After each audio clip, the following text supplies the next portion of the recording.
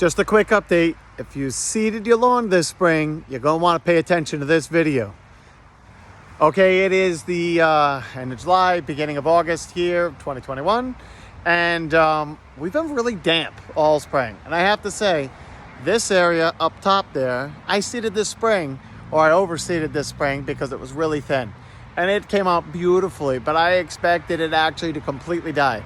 I'm not a big person to water my lawn. I typically only do it to the areas that are newly seeded because you got to baby it. I'm a big fan of letting it go dormant and not wasting thousands of gallons trying to keep it green in the middle of the heat.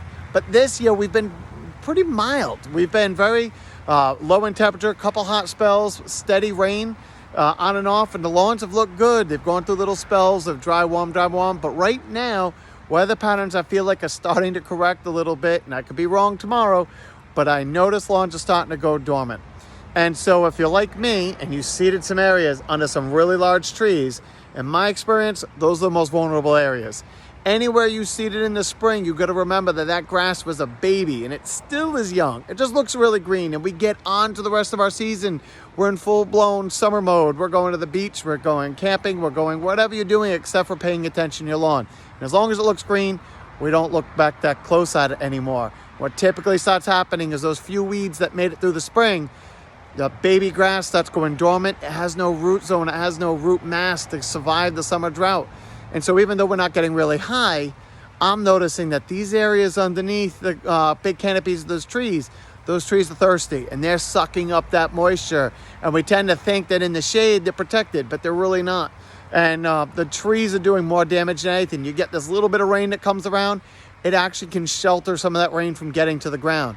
And then what rain makes it to the ground, those trees start sucking it up as fast as they can.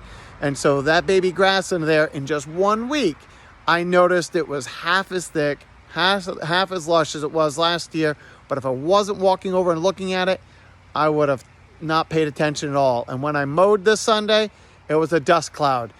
Ground's getting dry. So if you had baby perennials, baby flowers, baby lawns, you might want to start irrigating. And again, I'm not a big fan of doing it every day. Most of our lawns only need a good half inch, maybe twice a week. Give them a good inch of water. If we get a good rain and you had moisture in the ground, don't worry about it. It's going to suck up more than if you were bone dry.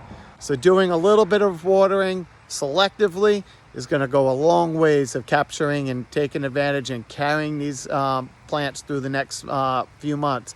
I fear that when we have a wet summer, we tend to have a dry fall. So we'll see what happens. Get the plants through the fall. If they start going dormant in a month or so from now, it's to be expected. But if we can get through August, you should be in the clear. Hope that helps. Take care.